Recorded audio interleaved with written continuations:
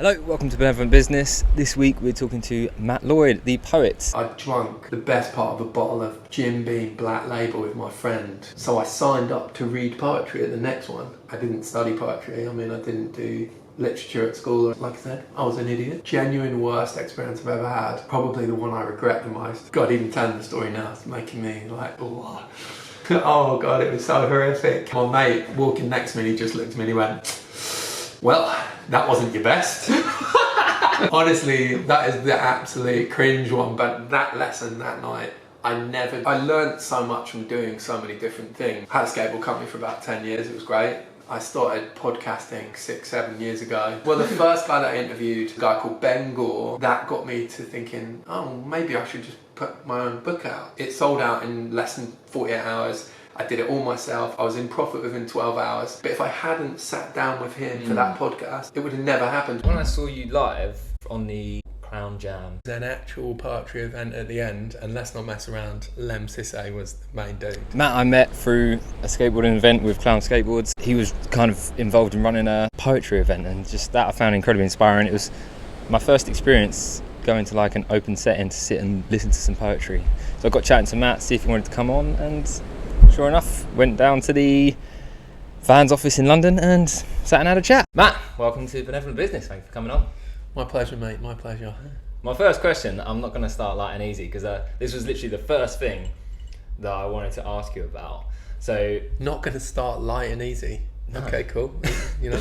So, skateboarding and poetry, what do they do for you emotionally, mentally? And I wanted to ask that just because of what skateboarding is to me, and then I suppose poetry I see as something very artistic, and I have painting as art, and so for me in my life, skateboarding and art do very different things, but very complementary things. So I was curious for you, what does poetry and skateboarding do for you? Similar, I would say. Well, if we start with skateboarding for me is now is definitely a release. It's something that, like meditation, if you know what I mean. You're a skateboarder, but it's like I meditate as well, so I get you there. You have like a terrible day, terrible week, or something happens, and you then go skating, and that completely takes your mind off the week, of everything that's happened, because you're so focused on the moment of skateboarding. Because if I'm going up for a trick, I can't be thinking about something else. I've got to be completely focused on the moment, and that is, it's pure. And it's one of them things I tell people. I can have a terrible day and I go skateboarding and I feel insane, and then that feeling can last for days. Like we went skateboarding on last Wednesday as a crew, and as I was driving there, a bit of a tough week, but I was thinking I really got to nail this trick, and then I got there and I nailed it, and then I'm still living off it now, and it's like nearly a week later, but it's that hype. I can't wait to go skate, I can't wait to get out again, because as I normally skate over the weekend, but I had to go on a trip. I'd see some family, but I'm desperate to get to my local spot and do it, you know what I mean? So I know I can get it, and it is, and I suppose skateboarding's always kind of been an escape, in the sense of when I was a kid, it's weird, I kind of got into skateboarding, got the bug, and then when I went to school and was like 11, I'd never met any other skateboarders. I had a skateboard, but I never met any real actual skateboarders. So I got my first board when I was 7, and I acid dropped off a curb and bashed my head, and then sold it back to the same kid for £1.50 instead of £2. But then it was in my brain about, oh, you like skateboarding. But I had a board when I was 11. I remember that because I went to school and nobody skated, because it was when skateboarding was completely dead. And even at 11-year-old kids were telling me oh yeah, I used to skateboard, but nobody does it now, And then it probably wasn't until I was 13 or 14 and living on an army camp in Germany where I bumped into my first ever real skateboard kids. And then I suppose it's that, at that age, it's that sense of belonging, of belonging to something. Because I was always terrible at football, the normal stuff, but I loved the idea of skateboarding, despite the fact I knew nothing about it really. And then as I met skateboarders, and dudes with big baggy pants and chains, and and I never met a real skateboarder, not properly, and then got to hang out with them, and then, you know, they read Big Brother magazine and Rad and stuff like that, and it was insane. Like, and then it kind of gave me my tribe, and that's exactly what it's done my whole life. So I became a skateboarder, and, you know, like, you go from that mode of having a skateboard to becoming a skateboarder, and you are, like, it's part of your whole being and how you are as a person. And then that's kind of been my tribe forever. And even now in my mid-40s, you know, that is still my tribe. They're the people I hang out with, you know, but it's helped me do so many things, you know, that I would never have done if I wasn't a skateboarder. And then now, obviously, you know, I didn't start off working for Vans, obviously, but, you know, I got a job in IT. I was still a skateboarder. I just used to lie about what I got up to on the weekends and in the evenings, because it was better than trying to explain to somebody that you want to buy this much from you that you go out skateboarding, because at that point people didn't really understand what it was. They were like, skateboarding, isn't that just people smoking weed that are like 12, you know, like, but it, you know, like, if you're part of skateboarding as a culture, you understand what it is, you know, and it, you know that it's a culture and it's got arts connected to it and all of the stuff that comes with skateboarding. So yeah, and then, yeah, I mean, and then, yeah, I was lucky that over the years, like, I did over a decade in IT, and then one day I was just driving around and I was like, what am I doing? I hate this. Why am I doing what I'm doing? And then I managed to get into IT, and now over a decade later I'm working for, get into action sports, I suppose is the corporate term for it, but you know what I mean, like, over 10 years later I'm at Vans, and I love it. You know, I've been at Vans nearly 10 years now, and you know, and it's nice to be able to dress like a 15-year-old every day of your life, you know, and bring your skateboard to work, you know, which I couldn't have done when I was wearing a three-piece suit working for Canon, you know, who were lovely. I mean, they were great, but, you know, eventually I just think, but I mean, for me, that's a really long-winded way of saying, like, skateboarding is, but it's about belonging. That's what it is for me. It's part of my it's my culture now, you know, and it does things for me, for my mental health, that I, you know, other people probably get from footballing or fishing, which I don't really understand fishing, but, you know, like, but I get that out of skateboarding. And then, you know, long-winded way to get to poetry. Poetry was a different story, because I got into poetry when I got into hip-hop as a kid, and I got into, like, so I feel like I've absolutely just waffled, but I mean, the poetry side of it, I was a kid, I got into NWA when I was like 11, 12, because they swore, you know, like, I'm 12 years old or whatever, and they're saying, you know, fuck the police. You know, you thought that was rad. You're like, oh my God, listen to this, dude. You know, like, and then I just got really into hip hop, and it was at a time, again, it was like 90, 91, when hip hop wasn't like it is now, like, it's so mainstream now. You know, it was really quite niche, and there was a kid at school called Benny B. I forget his proper name, but that's what I used to call him. And he was like a real hip hop head. Like, I was into metal, and then I started to pick up hip hop stuff, and then he kind of introduced me to, like, Ice-T, BDP, you know, Public Enemy, you know, like, all of those, like, seminal bab, you know, like, it was when hip hop was gangster rap, you know, like, and it was cool. And then I kind of got into writing rhymes because I listened to a lot of hip hop, and my friends at school, you know, they were just silly rhymes, like, they were like me rhyming, pretending I was a rapper, and I'd never really rapped. I'd just write them and then hand them around or whatever, and my friends were like, actually, you know, this is alright, mate, it's pretty good. And then one day I heard Gil Scott Heron's The Revolution Will Not Be Televised, and then from then on, I think, because I knew nothing about what that tune was about, I was young, I was like 15, I think, when I heard that. I knew nothing about what that tune was about, really. You know, at the time I was going to school in Cumbria, you know, like, what do I know, you know, but it made me really then concentrate on what the lyrics were saying, and then opened me up to, like, I didn't know about Nelson Mandela till I listened to Ice-T, you know, like, all of these different things, like, you know, and it just kind of, I was writing, and it was just, I suppose I was a dick when I was at school, like, got expelled, you know, like, suspended, all that sort of stuff, and I was definitely going to fail most of whatever I took, but I don't know, I just really liked writing. And then I had like an English teacher who realised that I liked writing what essentially was poems, you know, and then kind of she encouraged me to submit a poem for a book, and I submitted it and they accepted it. And then I remember reading it at an assembly, and getting a really weird reaction from everybody because they were kind of stoked I'd written it. Half of them were stoked because it was, you know, when I stood up they were like, yeah, this idiot. And so they were like, and then half of them were gobsmacked that I did stuff like that. And then kind of like poetry just became again like an outlet, like skateboarding, where stuff that's going on in my head, I find it easier to, you know, sometimes to get down on paper and get that message out. And then as I grew up at school, yeah, I mean, just really started to, again, like it was more sort of rhymes, and then it became poetry later on. And then, but yeah, I mean, and then I still find it like standing in front of a crowd of, you know, 20 people, 100 people, 50 people, a few thousand people, you know, that rush is insane. You know, like it's you know, a bit like the skating rush where I can do an amazing gig, and it doesn't necessarily have to be a big crowd or a little crowd, but if it goes really well and the crowd respond, you live off that like for days afterwards, because it's just, it gives you hype and it makes you want to do more poetry, write stuff and keep that creative juices flowing. So they kind of both are really good for me mentally, like for my mental health, but in slightly different ways.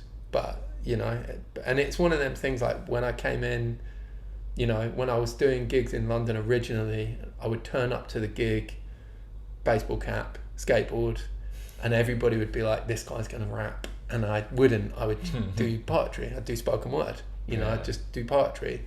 And at the same time in skateboarding, like now it's like, oh, Matt the poet, you know, like, because people, but back in the day, you'd tell people that you did poetry and they'd respond by, what? You know, like, what, really, poetry? But for me, that was the same way people reacted when I told them I skateboarded. Yeah. You know, they, what, you skateboard? You know, like, and then I got the same telling skateboarders that I did poetry. But, and then obviously over the years, as skateboarding's grown and, you know, skateboarding has evolved, yeah, like it's just kind of been able to mix those medias. So, I mean, really, I did years ago, I did this piece called Cracks and Curbs for a US magazine, and we did a video for it, and it had Helen along in it and Amy Ram, and it's like this amazing little piece that my friend got me on board for, and that was like, wow, this is incredible. I've got to mix my two true loves, because I don't write about skateboarding in general. I know some people that are really good who do, but for me, I find that there's like a saying, I'm going to absolutely butcher it, and it's about how people that write really good love poetry are either insane, you know, or like, you know, like super intelligent, and I'm kind of neither of those, you know, like, you know, like, and I find love poetry in general, it's not my thing, like, definitely not, you know, like, as in I can't really write it. Was that assembly your first experience in performing poetry in front of an audience? Yeah, it was, and I still remember how it felt, because I'd written this poem about the fact that people ignore the beggar in the street, really. I mean, it's probably like, I look back at the poem now, I'd probably be like, oh God. But it was about people walking past the beggar in the street, but the beggar represented the world. And I remember reading it, and the reaction I got from people was so kind of like, oh, this guy. Because like I said, I was not a good kid. I was an idiot, you know, like you just want to smoke fags and be cool. You know, like, which is cool, because I'm glad I did what I did, because I wouldn't be the person I am today. But then my first actual proper performing for people, I got drunk, and I'd never seen a spoken word artist before. I was in my early 20s, and we used to go to an open mic night in Hemel Hempstead. It's the same story I tell everybody. We used to go to an open mic night in Hemel Hempstead with my friend Hazeman, and just basically drink Freedom beer, because they had Freedom beer on tap. For some reason, I'd never seen a spoken word artist before in my life, but I wrote loads of poetry, and I was just shoving it in boxes under my bed. And then, I mean, I must have been like 21, 22.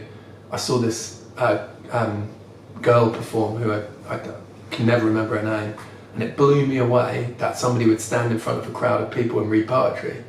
Like on an open, you know, like basically a night with musicians. And she did it, and I was like, wow. But that night I drunk the best part of a bottle of Jim Beam Black Label with my friend. So I signed up to read poetry at the next one. because I was drunk. And then the next one I did actually turn up, got some poetry out, and I read it, and I've never been so scared in my life. Like I shook like a leaf. I'm a big dude too, all like 6'3" and a bit of me, and I'm shaking like a leaf, like reading my poetry. And again, the reaction was really positive from people, and they kind of were like, oh, we really felt that, like we understood it. And then that was it really. I was like, oh, this felt pretty rad. And then I started to do more, and I was lucky because early on I got involved with two, well, it was really one to start with, like art collective called Raison d'Etre, which was run by a DJ called Huel Selector, who's still going now, French dude, like absolutely rad guy. And he took me under his wing, and I ended up performing at the Jazz Cafe and Cargo in London, all these amazing spots. I mean, Jazz Cafe I got to perform at a few times under the Raison d'Etre label. And then it was just, I turned up to a night with them, my first time in London, said I was going to read some poetry. They brought me on stage, read the poetry in a real room full of, not an open mic night in Hemel Hempstead, but a real room full of people. And the crowd reaction was so good that they then invited me back to do other stuff. And then after that I got involved with the guys from Lazy Gramophone, which is currently dormant, but that was amazing too, because that had heads in it like Innowa Ellum, Scroobius Pip, like real big names were part of that crew, and got to do some amazing like performances for them. So I think I was kind of lucky because I kind of got in at the right spot and had enough people around me that were like supportive of what I wanted to do, because at the end of the day I'm not, like I didn't study poetry. I mean, I didn't do literature at school or anything like that. I just, because I was, like I said, I was an idiot. And I'm not somebody who writes a certain style in regards to, I can start talking to you about different phrases and how they build poems and stuff. It just is what it is. Like, I got into poetry through hip hop, and then kind of it went from there. In your experiences performing, have they always gone well? Like you no. Oh God. Tell me about the worst then. What was the worst experience? Genuine worst experience I've ever had. Probably the one I regret the most. Because I mean, I'm lucky. 99% of the time I've gone well. Yeah. There might be the odd one where somebody's tried to heckle in the middle, but I'm quite, normally it's one of my friends. But there was one year, God, and this was, in my brain, this is one I remember. It was Sprite Urban Games. And I was hanging out with, I'd been hanging out with this group of people that knew this rapper. God, I genuinely can't remember this dude's name, but he knew Skinny Man. That's what I remember. He knew Skinny Man. And if you're into British hip hop, Skinny Man's album, like his Council Estate of Mind is like mind blowing. Such an amazing album, like amazing. But that's what I remember. This kid knew Skinny Man, and he knew that I did poetry because I'd met him a few times. And it was the year after the bombing, and basically we turned up to Sprite Urban Games. I wasn't even supposed to perform or anything like that. And basically, God, even telling the story now, it's making me like, basically, it was at the year of the bombing, and we got to the door, and previously at Sprite Urban Games, you could buy a crate of beer and take it in, save yourself a bit of money. But this year, they were bag searching everybody mad, because obviously the bombing had happened in London, and we all had crates of beer, and basically they said, you can't come in with that beer. And we bought it, so we were like, okay. So we sat in the field and drank the crate of beer first, and then went into Sprite, which of course, like, I was absolutely about 100 sheets to the wind by the time I got in there. And I was like, literally as I was walking in, this dude was on stage, and he stopped what was going on and called me up, because he was like, this guy's a spoken word artist, like, let's get him on. Because he'd met me loads, and obviously previously I was like, yeah, dude, I'm up for it. And called me on stage. And oh God, it was so horrific. Handed me the mic. I like turned around, there's the crowd, like loads of people, and I think I did about 3 lines of this poem, which in my brain I was beginning to panic because I knew I was way too drunk to do this.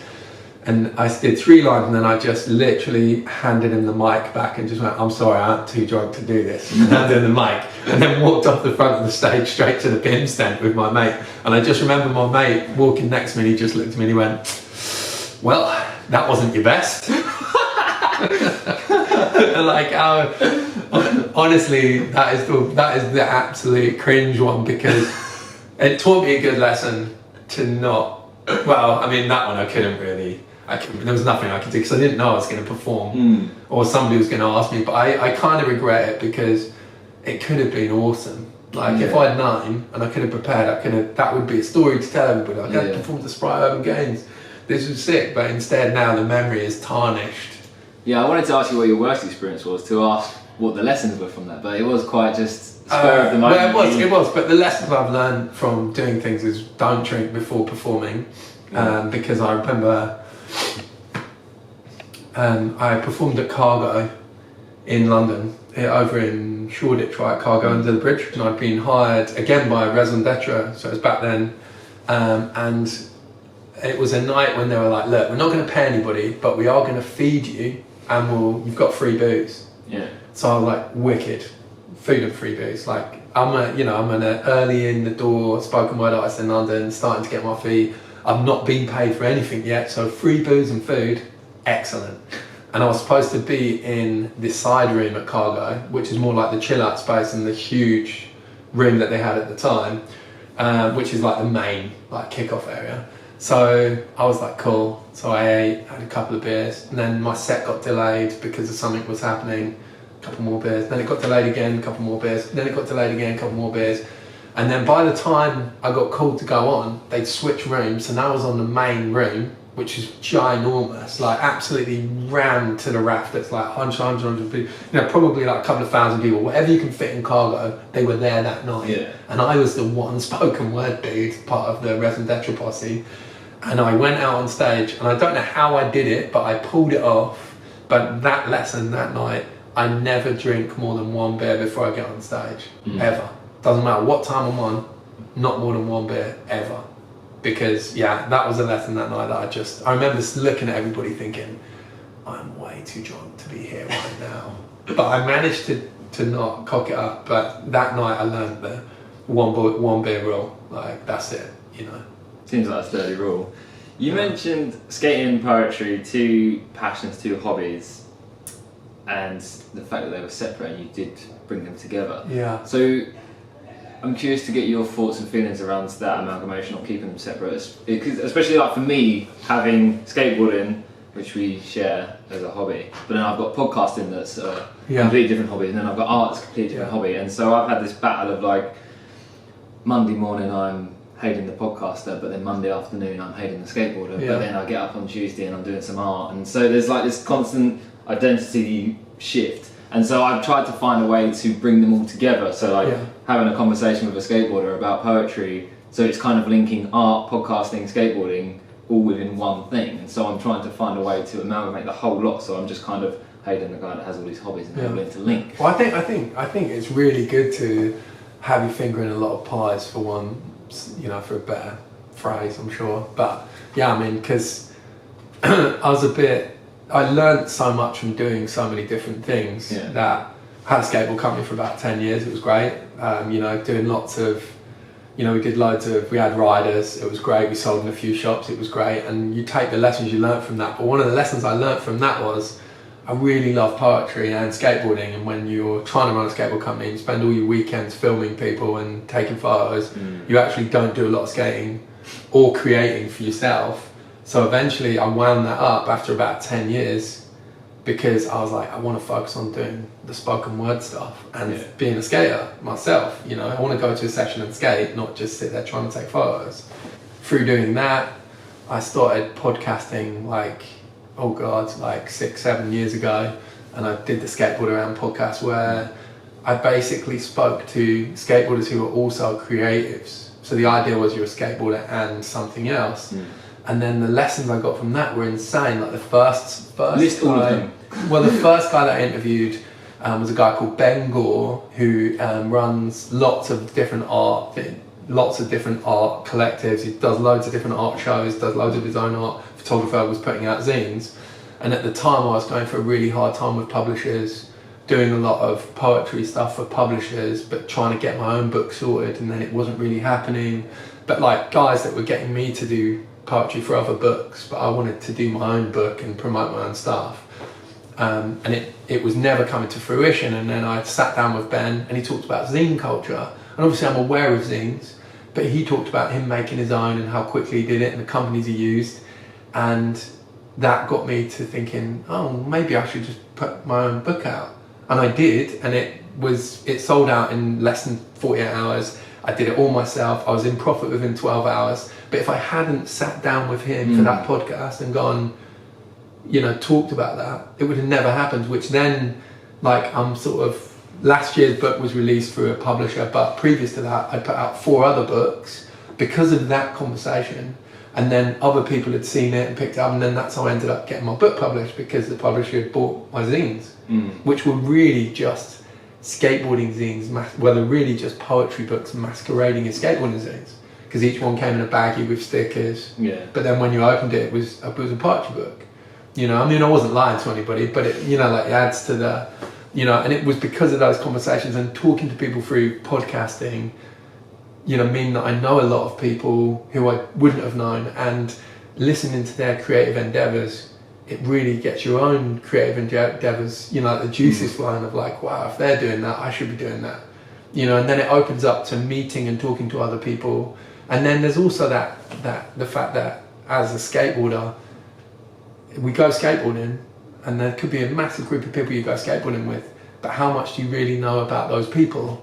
Because you go skateboarding, and you never really stop to have a proper chat, and then, and that was something I learned through podcasting. And then now it makes me think when I'm hanging out with dudes that, to have that conversation sometimes, and have that.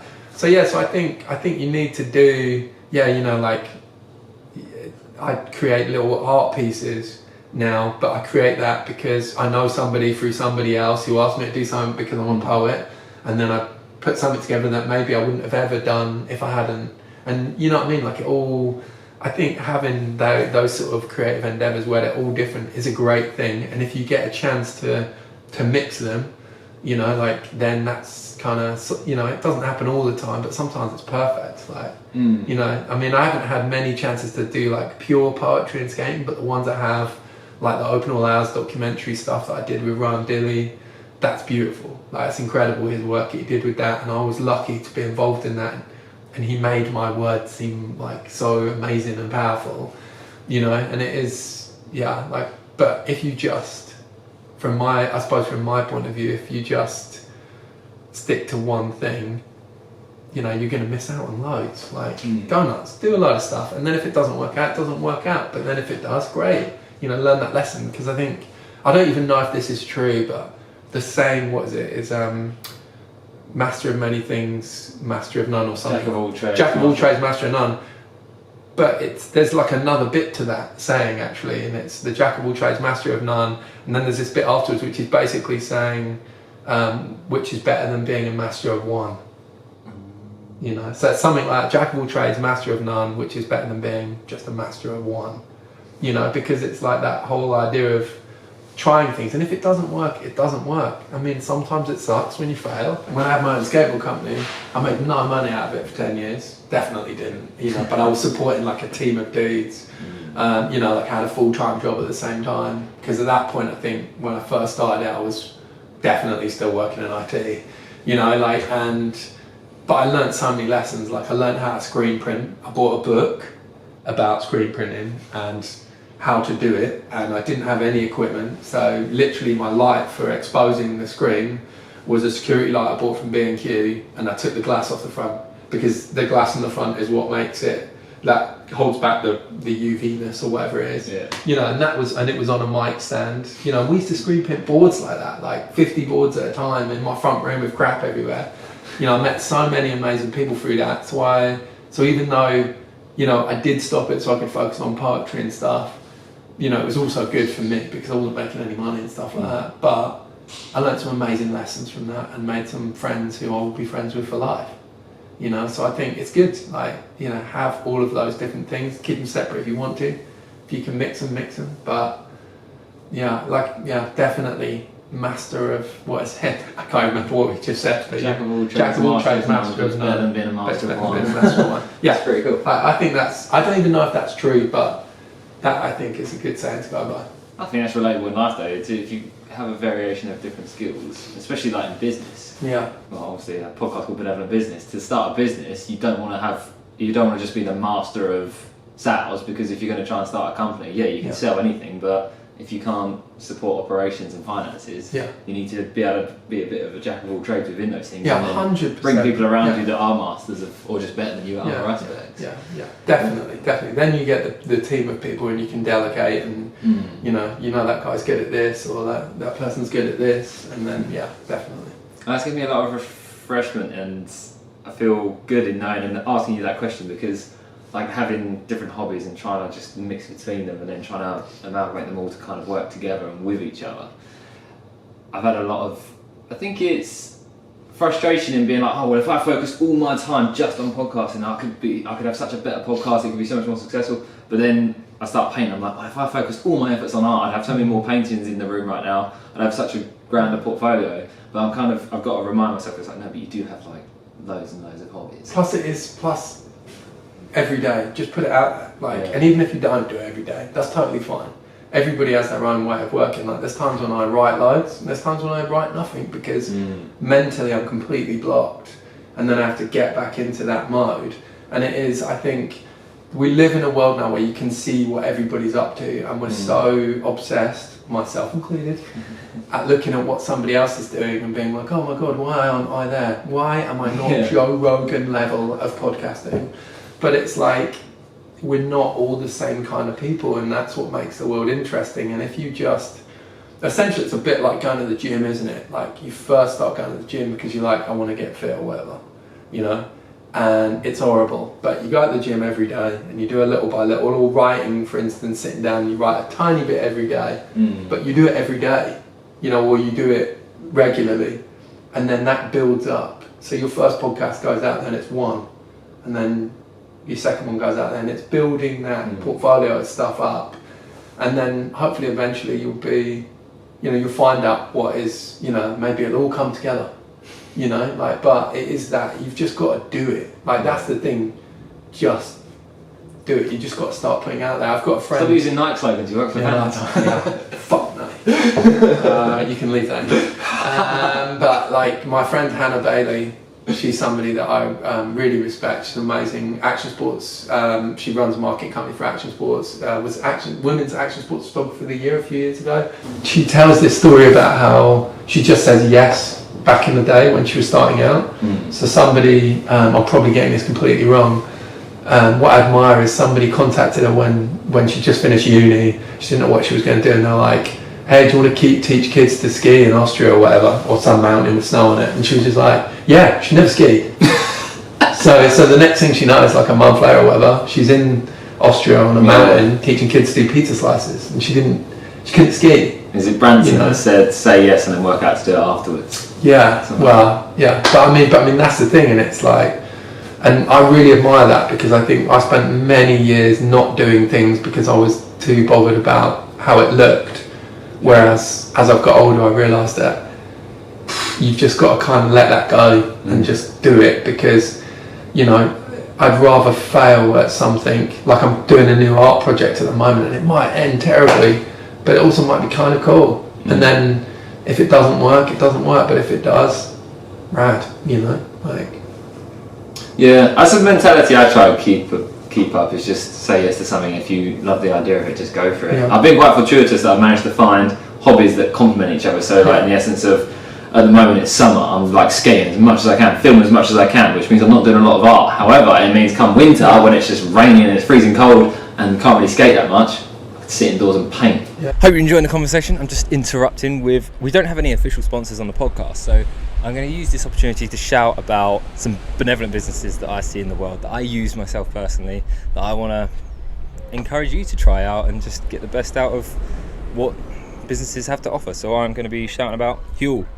I became a Hueligan a few months ago, and it was actually because they sponsored the Diary of a CEO podcast with Stephen Bartlett, and Stephen Bartlett was always screaming about it and talking about it. So yes, of course there's huge benefits. I tried it out purely based on the idea that as I'm trying to become more and more plant-based, and I'm vegetarian but I'm trying to be more vegan, Huel is a great way for me to kind of increase that, as it's completely plant-based, it's vegan. So it's a way for me to, I don't use it as a meal supplement, but I do use it as a meal supplement, but I do use it as a way to just get more protein and more vitamins and minerals into my diet on a daily basis. It's been a huge help for me. The biggest thing, before I talk to you about the biggest benefit, I'll mention some of the downsides. Really is, I started by trying the ready-to-drink Huels, and I have to be honest, they are disgusting. They taste far. Anyone that can say they taste nice, I just can't agree with. Don't understand how you can enjoy the taste of it. Something that's wrong with your taste buds. But I kept trying, and in the end I bought the bags where you mix it yourself. I got the black edition with the extra protein. Those I do get along with a lot better, but do be prepared with that. It is something that the taste isn't there, but the health benefits are definitely there when you actually go through the ingredients and what it's full of. It is incredible what they can fit into one drink, being 400 calories, despite the fact it's 40 grams of protein. It's got 26 vitamins and minerals in it. And the biggest benefit I've seen is my hobby skateboarding. Straight away I found if I drank a Huel, I was suffering a lot with like fatigue, so I would go skate, come home, and the next day like my thighs would be aching, legs are aching all over just from like wearing myself out. Yet I found if I drank a Huel, because of all the nutrients I'm getting and the extra protein of course, my legs were fine. My recovery time went from like a day or two to 0. I didn't need any recovery time. I could go skate day after day. And in fact, I'm in Jamaica right now on a 6-week trip volunteering. I've had brought Huel with me, which again helps out massively. It's just a way for me to boost the nutrients I'm getting on a day-to-day basis.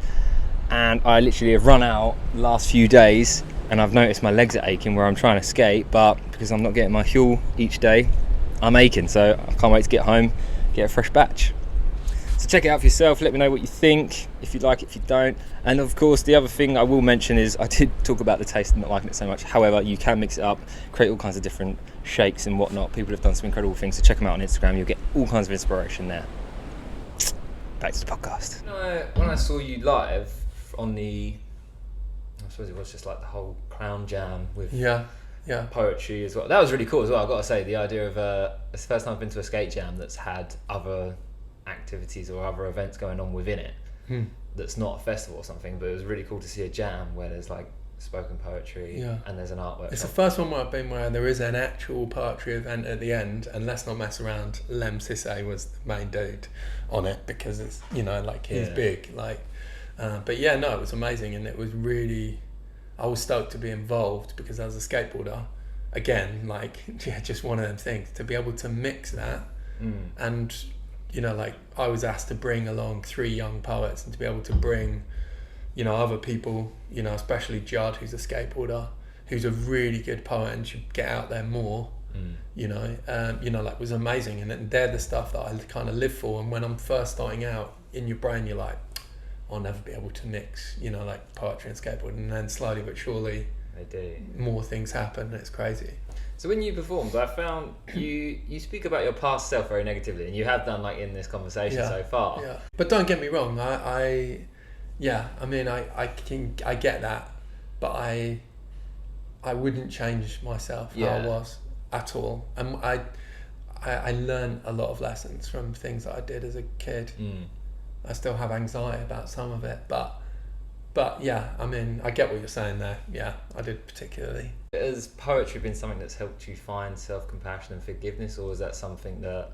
I think so. The poem, one of the poems that I did, and I always do it, I do it any chance I get, really, is No Regrets. And that really is an apology to my mum for being, to my parents really, for being such a dick at school.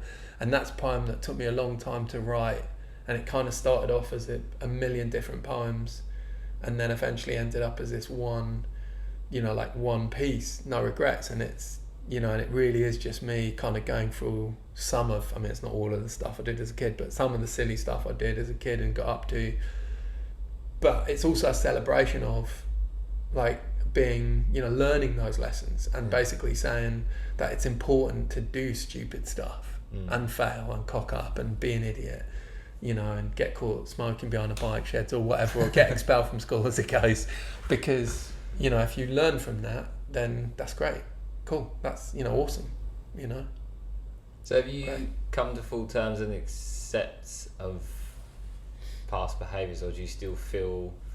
You said you still feel like anxiousness around it. Yeah, Do you feel I wouldn't regret, change but- anything. Yeah. I don't have, you know, there's things that I think about and I, like, you know, I think I love it when people are like, oh, I don't have any regrets. Like, no regrets. And you're like, really, none? Like, you have no regrets? Like, nothing? You regret nothing? Because the whole idea is, like, I suppose it really depends how you look at it. So I do regret getting expelled from school because obviously it sucked. It was a terrible period of my life. Like, my parents were not happy, but I'm kind of accepted that it happened because it taught me valuable lessons, and you know, it is part of who I am today. It's in my DNA, and I think that, you know, when I say I regret it, I don't mean like I look back and I'm like, oh, terrible, because I wouldn't change it at all. It happened. I learned from it. I moved on as a person. Like, the person I was before that got expelled, it changed me as a human being. And then I became but you know, I grew from it. And I think that that's super important, you know, like, you know, do stuff that you're going to regret, but then learn from them regrets and then move on. Yeah. You know, like, don't hold it with you, you know, like, and when I say I've got anxiety about stuff I did when I was a kid, I just mean, you know, like, I remember stuff I said when I was like 15 and wake up in the middle of the night in a cold sweat and just be like, what a douche. But it is water under the bridge, you know, and I'm trying to learn from that and to, you know, move on with it. And, you know, because you know, everything's a learning process, isn't it? So You're quite comical in your performance, which obviously brings a huge element of entertainment. It's great to be able to laugh with your performance, and I'm curious, did that just naturally occur, or is that I'm coping not trying to be mechanism funny. It's not a coping mechanism, it's just honest. Like, what you're saying is funny is things that happen to me that are true. So like, it sounds funny, but that was like, there's the line about in the poem Advice where I talk about how, it's no regrets, but where I talk about me and my friends wanted to wear a VW badge around your neck like Mike Diaz, the Beastie Boys, and we did. That's what we wanted to do. So like, it sounds stupid now because I talk about we all got suspended for stealing all the car badges, but that's why we did it, because we wanted to wear, you know, like, and yeah, I mean, I'm just trying to think, like. So you're not trying to be funny at all? You're No. not trying to be like a bit of a stand-up comic with your poetry? No, not at all. But then I do write, so like, No Regrets was written with a crowd in mind. So it was written as a spoken word piece. You know, and it luckily it actually looks good on the page as well. But it was written as a piece to be performed in front of a crowd, you know, because I wanted my mum to come to a gig and hear it, and then you know, she could see that, you know, like, you know, and she knows, like, my parents have supported, you know, what I do and stuff like that, but, you know, I just thought it would be a nice ode, you know, so there is that. And it's not that I'm writing to be funny, but I'm writing with a crowd in mind, so I know the beats, where I'm going with it, and how the crowd's going to react. Like, there's poems that I've written that are just for the page, that for somebody to read in their head, and then there are pieces that I've written specifically, like I'm working on one at the moment that is going to be specifically for standing in front of a crowd and doing it, you know. So yeah, but I'm not trying to be funny. There's only maybe importance of being average in all the poems that I have that I wrote to kind of be funny, because it's about having an average sized dick, and that is purposely exactly the way it is. So like, I'll go into a room of people and I'll just be like, my name is Matt Lloyd and I have a confession to make. I do not have a big dick. And then, like, obviously the whole crowd's like, you know, like, oh my god, this big dude just come up and said this. And then basically then I go in, then I'm like, but neither do I have a small dick either, you know, like. And it's about, in my brain, I'm like, I know that's going to grab the crowd, because a lot of the time over the years of doing spoken word, you learn, you know, like, if you're in a difficult room, what poem you're going to go with first, because that could change your set. Because if you're in a difficult room, like, I've been in plenty of those situations where the room's horrific and I'm up next, you know, like, and then you've got to know what you're doing. Like, you've got to go with something hard, because that crowd is not going to listen to you if you're going soft. You know, like for me, you've got to go in with something big, loud. You know, don't bother using the stage if you can get away with it. Do it in the crowd, do it on the bar, do whatever you want, but do something to grab the crowd. You know, and we've all been there, where you're up next and the person before you is just getting absolutely destroyed by the crowd who doesn't care. You know, and they're losing the room, and you're next, and you're like, oh my god, you know. What feels worse though, going on after someone that's just absolutely bombed, or going on after someone that's just absolutely had the crowd roaring and cheering? Like, It's a bit of both, I think. a bit of both. Like both nerving. Yeah. The other week when Lem Sisse was on after me, I was like, kind of glad he was on after me. But then at the same time, it sometimes when the crowd's amazing, it hypes you. Yeah. So yeah, even if I was on after Lem, you know, like he would have hyped me, and it's always, I mean, I think the thing I hate the most is going on first.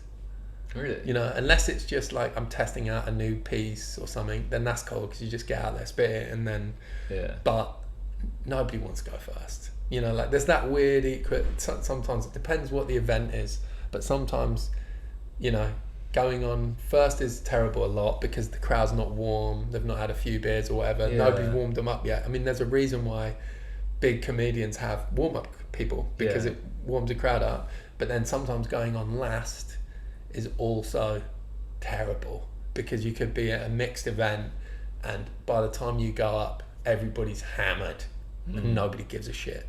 So sometimes it works, sometimes it doesn't. But then, you know, for me, definitely first, because I prefer the crowd to be warmed up by the time I get up. Whereas, you know, that's interesting, translating it back into hobbies that mix in, and going into skateboarding and thinking of a video part and going to a premiere, and like, if all your mates have worked on this video, there's a premiere. When it comes to parts, you either want to be first or last, really, because they're the significant ones. But you think of that as a set. So like, so as a set, like I was saying earlier, like you think of a skate video as a set. Yeah. So it's a set for the company. So you're the skate video.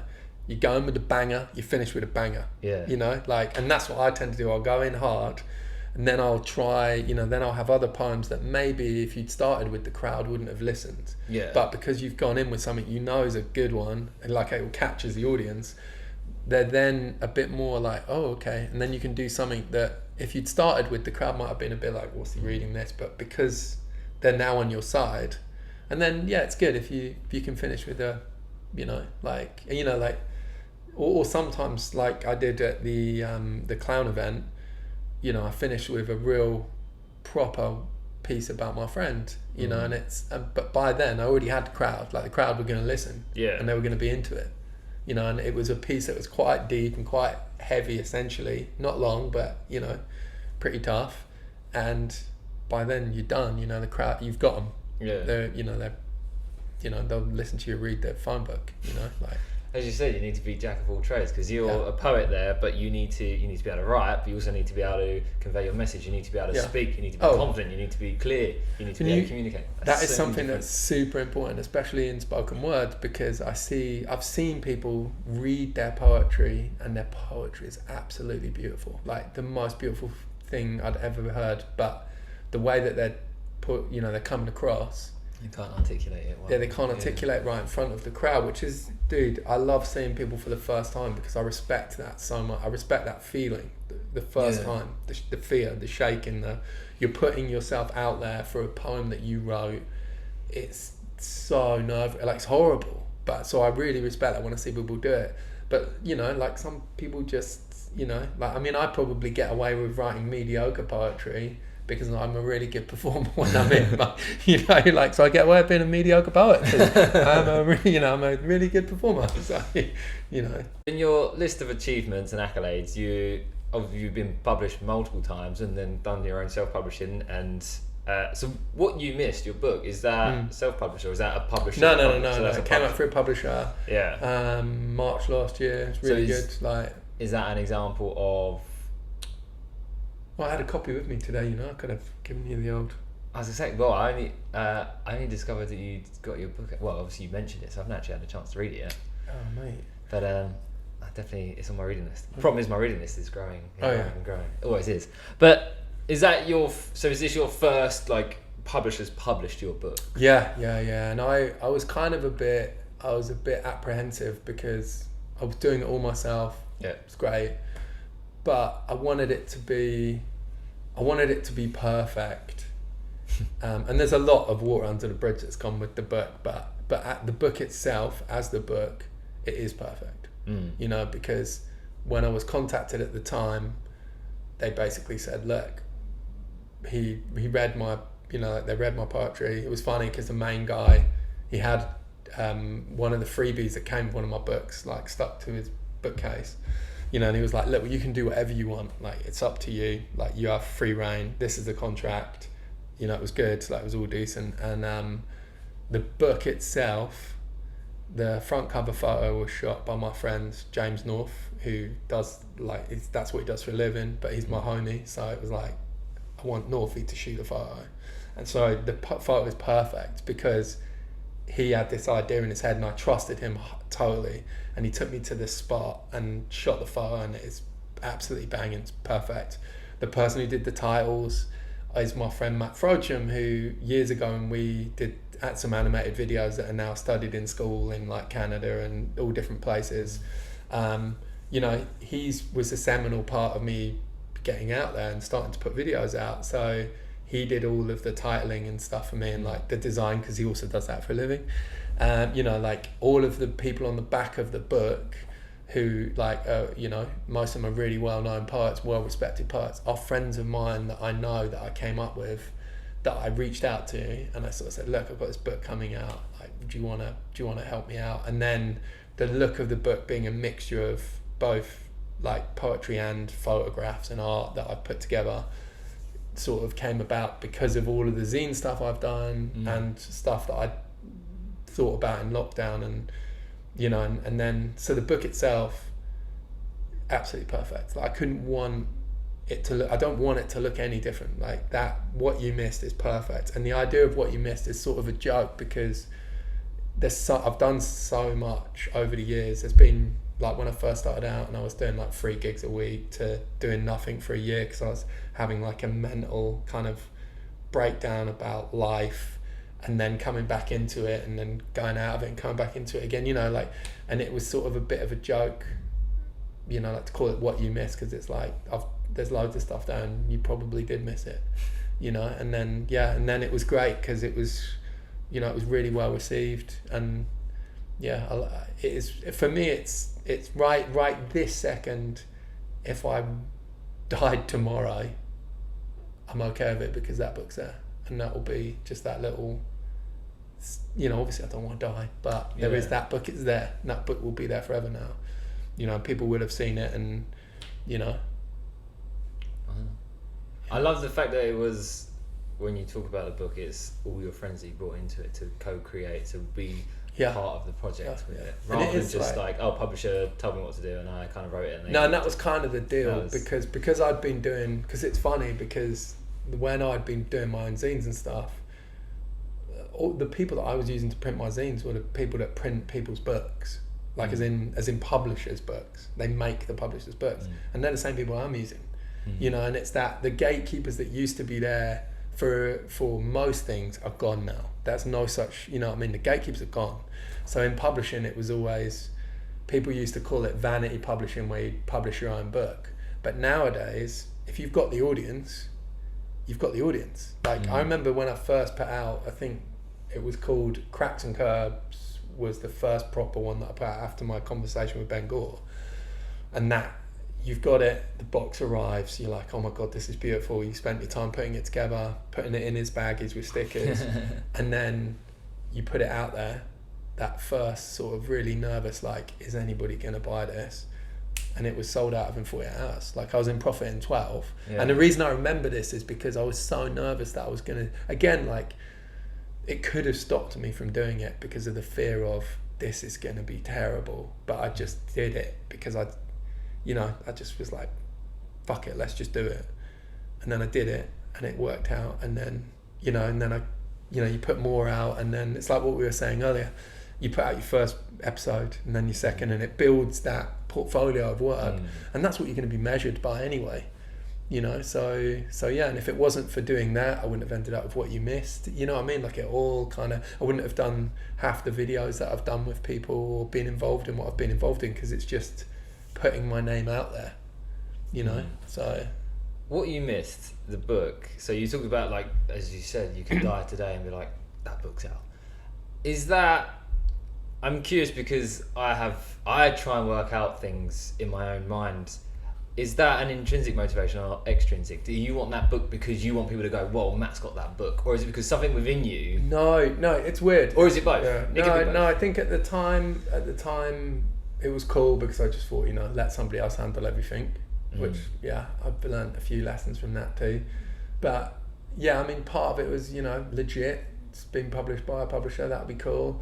But it gave me something to focus on when, you know, in the lockdown, which was great too. And I was like, yeah, it did feel like, for me, it was like a line in the sand, and I can kind of put those poems to bed. You know, like, I don't have to worry because it is what it is. Like, you know, it's been published, it's done. If it never comes out again, cool, whatever, but it's there forever. You know, there's a register of it, you know, that it existed, you know, and it is, yeah, and it is, I suppose it's just that real flag in the sand to go, yeah, this is it, bro, like, this is stuff I did, this is cool, you know, like, and I am proud of it, and I think I was really stoked. I'm still stoked, like, on it. I just think it's, for me, I mean, I'm sure later on I'll come back to it and whinge, but it was perfect. Yeah. Like, it's perfect. That sounds like couldn't have been better. Like, even if you put it in a hardback, wouldn't have made it any better. Yeah. Like, what it's in right now is the perfect medium for that book. It sounds like there's a lot within that wanted that book out. It's not to do with, not so much, I mean, it's always cool when people are like, oh wow, you've got a book. But I mean, it's kind of sick because I suppose everything I do that like that, there's always in the back of my mind that feeling about I was the kid that was supposed to fail. Yeah. You know, and I still think I'm going to tomorrow fail, or somebody's going to pull up a veil and be like, we know you're an imposter. You know, like, I have mad imposter syndrome. You know, I go through phases of just feeling like, what am I doing? I'm totally an imposter at what I'm doing right now. And I think a lot of it goes back to that, getting expelled, being the kid who was supposed to fail, you know, not doing very well at my GCSEs and all that sort of stuff. I really didn't. I think I got, first time around, like 1 C, the rest D's, F's and stuff, you know. Is it big middle finger up to anyone that doubted? Yeah, it is, exactly. But it's not necessarily a big middle finger up to anybody that doubted. I suppose part of it is. But it's not like a big middle finger up to anybody that doubted, although it is a little bit. It's, you know, like, I suppose really, I want to tell you that it's a big middle finger to everybody that doubted me, like a huge fuck you to the whole world. But I think maybe it boils down to, I want to make my parents proud because I was such a dickhead. Partly, like, I can't pretend. I mean, I know it's probably a cooler answer than that, but part of it is that because they were so good to a son who was basically a douche. You know, like, I was an arsehole at school. Like, I'm sure we all had our arsehole teenage years, but you know, like, I was pretty stupid, you know, but then some of it maybe is just for me, like, as in to prove a point to myself that I'm not, you know, I'm not, like, you know, I'm not going to be that, you know, loser kid or whatever, you know. Like, I want it to be a cooler answer, but it's not. It's like, I you know, I could have failed. I could have fucked all of this up and just gone down the path that I was destined to go down, but I chose not to. And I suppose we kind of live in a world where you're not really supposed to be that proud of your achievements, but, you know. Nah, fuck that, be proud of them. But but I suppose if I'm in secret, crack a beer, give myself a little cheers, you know. You did all right, lads. And it might all break down tomorrow, but at least I got this far before it went bust, you know. I've written the question, your aspirations, where do you want to take poetry? But I feel like your response is almost, I've completed it, I've done the book, what you missed is out. That's like, no, not at all. I think the next thing is Boards and Bards, which is what which I've just sort of started to tentatively kick off. And Boards and Bards to me is the mixture of that medium, and it's basically got a publisher on board already, pretty much. So thumbs up, providing I don't cock anything up. and it is basically the idea is to put together regular anthologies. We're saying biannually at the moment. Sorry, twice a year, whatever that is. Is that biannually? Or is that biannually is every year. Yeah. Okay, so twice a year, whatever that is, to put out an anthology of poetry written by skateboarders, with a theme, I suppose, right now, which, it's first time round, we've never done it before. That is all created by skateboarders for skateboarders, and all of the profits go to a skate-led community project. So the first one is the amazing Sarah Prinsloo's It's Okay project, which is a mental health charity. It's actually a mental health project that she put together, so steeped in skateboarding. She runs loads of workshops, they create zines, and basically, and she will tell you better than me, but it's about creating a space for people to create and talk, to have those conversations that, before it's too late. And she's very small, there's only a few of them that work on it, and we could raise them 50 quid, we could make them 500 quid. Again, we're just going to see what happens, and then hopefully, if that goes well, we'll do another one and another one and another one, and we'll have some artwork in there from other people and stuff like that. And then hopefully we can get a movement going of, 10 years time, we've put out tons of them, even if it's 20, because we still do it twice a year, I think that would be, for me, that would be sick, because it is a way to promote other people within skateboarding who are spoken word artists and poets and writers. It's a way to give back to the culture that I have enjoyed being part of and continue to enjoy being part of, mix my two passions, skateboarding and poetry, because hopefully then we can do our own gigs and events to launch the books. I suppose, and then I'm sure in 5 years time it'll be something else, I have another idea that's come off the back of it that I want to do. I suppose you just got to keep evolving. The What You Miss book is great because it's a line in the sand, but it's a line in the sand for that portion of work. That part of my development as a person, and then now we're on to the next. But I'm hoping that this next part will help tons of other people get out there, get their voices heard, and we can raise a bit of money for some cool projects. But I want them projects to be, little community skateboard projects that maybe don't get the funding because they're, don't get the attention from bigger skateboard brands because they're not, they're little, but they're the ones who really need it. It's cool that we give all these things to these skate shops everybody knows about, but we should probably spend a bit more time focusing on the little tiny ones, and it's kind of that feeling. So, yeah. That's incredible. That sounds really nice. Matt, I could sit and talk to you all afternoon, but I appreciate I've taken up quite a bit of your time. But I do have a closing tradition on the podcast. Yeah. And that is a question of, what is one thing that exists in the world today that you hope will one day be eradicated? Oh, really? Can I swear? Yeah, you have I been. think I've already sweared, sorry. Yeah, go by all means. There's one thing in the world, actually I suppose I'll give you a bit more of a sensible answer. I mean, arseholes. People that are just arseholes, and that's the nice version of that. And you can look at that however you want, but dude, some people, if we could eradicate arseholes, and I'd tar racists with that brush, homophobes with that brush, all that, if we could eradicate them, I think we'd probably live in a lot better world. So. Good answer. And the final question I have, because in the spirit, I always thought it was bizarre that it's called Benevolent Business, and I always ended with what's something negative that you want to eradicate. So what is, the final question to the podcast is always now, what is just one piece of benevolent news that you wish to share? It could be something you read in the paper, whoever reads those now. It could be something going on in your life. You just talked about boards and bars, which kind of is a benevolent piece of news, but is there anything else you want to add just to end on a high note, positive note? Oof.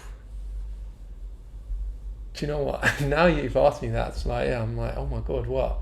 I don't know. I mean, if I was gonna give a couple of shout outs, and this is probably gonna go out before that happens, there's 2 amazing skate days going on. There's one in Hemel Hempstead that's going to be run by the THC crew, stands for the Hemel crew.